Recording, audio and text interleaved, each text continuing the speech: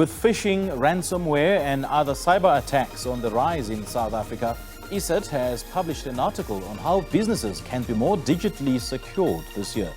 The publication highlights how appropriately budgeting for cybersecurity is a must, as the benefits of having strong measures in place far outweigh the assumed expense of digital security. For more on this, let's now chat to Lucas Molefe. He is a technical support consultant at ESET. Lucas, a very good morning. Thank you so much for joining us. Welcome to Morning Live. Thank you, Simpio, for having us as ESET.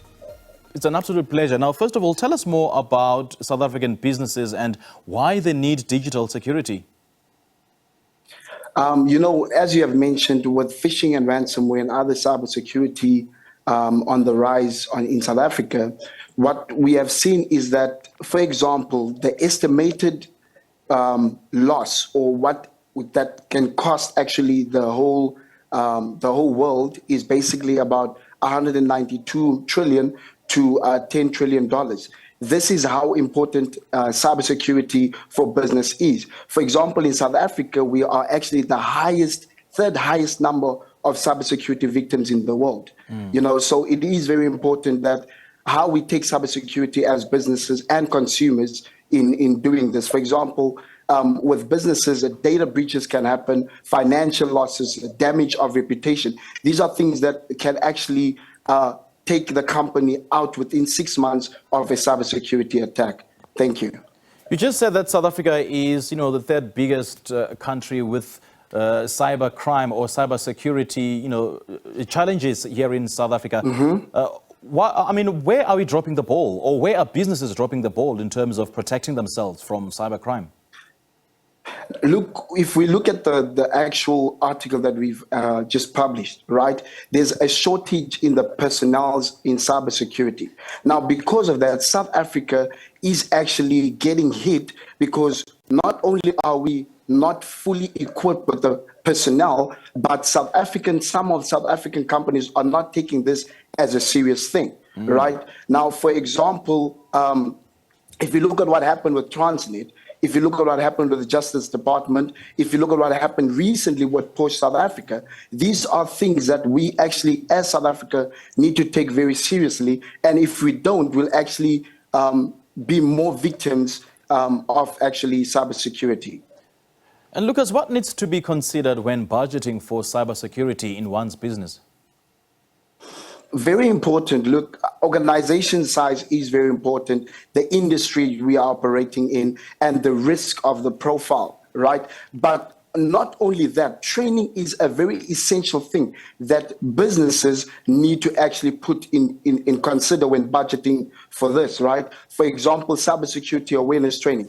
For example, Simpiwe, right where you are, you have your phone or you're on your laptop and you get a link that says, click here, you have won 10 million, right? Yeah. Now you click on that link, not knowing that it's actually an attack to your company or an attack to your information. But if you are aware or you have been trained to be aware of these things, these are the things that can actually block and can help the actual company be more successful or be protected. We look at the technologies we are using. Do you have an antivirus software installed in your system? So these are the kind of things that we need to consider as a company, like, for example, testing regular vulnerabilities in your company. Thank you.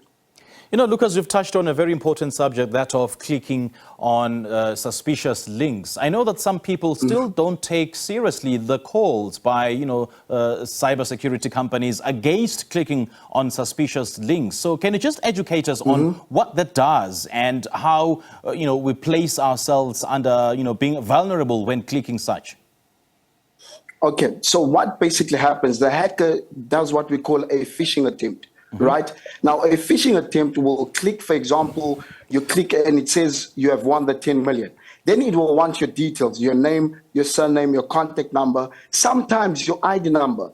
And because you are so glued up to the 10 million, you forget that sharing your information might make you vulnerable and an easy target of fraud, not only to you. Having access to your information can create a backdoor for the hacker to actually continue using your details in the actual company's database, things like that. Because anything regarding your life is attached to your name, your contact number, or your ID number. So by these phishing attempts, these emails, these links that you're clicking, there's a much more greater risk of the company losing things and you yourself losing things in the process.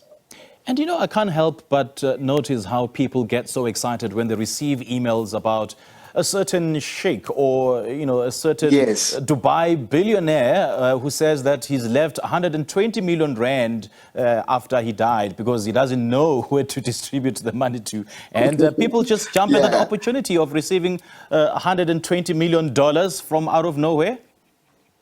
Yes, looking at our South African, like for example, now with the inflation happening, things are rising.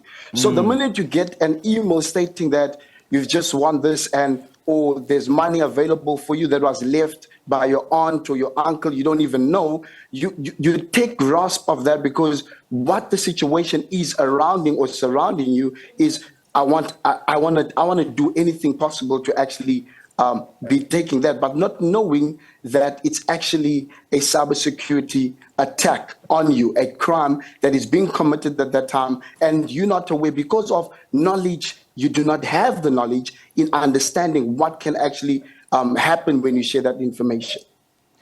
Speak to us about what South African companies are doing right and where the biggest gaps in planning and execution are.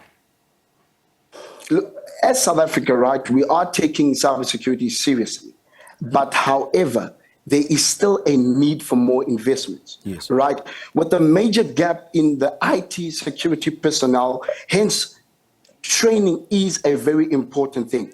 And look, with the gaps, for example, Transnet experienced this ransomware attack, but were they prepared in handling the cybersecurity attack? That is a question we all want to know. But instead of asking that question, how can't we prepare that if ever there's a data breach or a cyber attack happening, how are we going to actually handle it as a company? And these are the things that South African companies need to consider very most. You can have the most a fantastic, accomplished system in the entire world. But if the person typing on that computer is not educated on how to handle cybersecurity links or all these phishing links, then you are actually still in trouble because without knowledge, they can not be in use or understand the actual system being used in your company. So those are the kind of things that we need to consider as South African companies. Thank you. And what are the critical success factors then for ensuring business continuity? One of them is a backup system, right? Data recovery. Now, you get an attack, and what will you do after the attack? You need to also have a plan of business continuity, right? The risk assessment. What are the potential threats or vulnerabilities to the organization? You understand? Now, also a communication way of communicating. What channels will be used for stakeholders, suppliers, employees during the actual crisis when it's happening? So these are the kind of things that we need to consider the success factors. Yes, thank you. Yeah, and what can businesses, including home-based entrepreneurs, because I think that is one element that's ignored, the home-based enterprises and entrepreneurs, and of course some SMEs, what do they need to do to ensure that they are ready for the new financial year and its security challenges? Simply, the first important thing is actually protecting their business, right? Having an installed and regular updates of the antivirus software.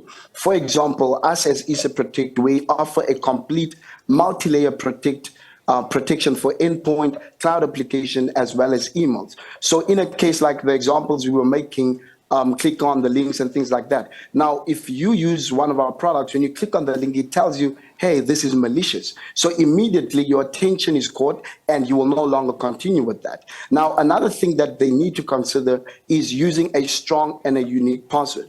For example, many people like using their date of birth and the name of their child. While that is actually very easy to crack and to get hold of. But if you use a unique password, it's not easy for people to actually get your things or crack your password, right? And also very important for even home-based entrepreneurs, be cautious about sharing your personal information online. This is a very important thing. And last but not least, the VPN and using two-factor authentication. And these are things that we take very lightly, that why should I have your two-factor authentication or VPN, not knowing that it can actually protect you for the new financial year. Yeah. Thank you, Simpiwe.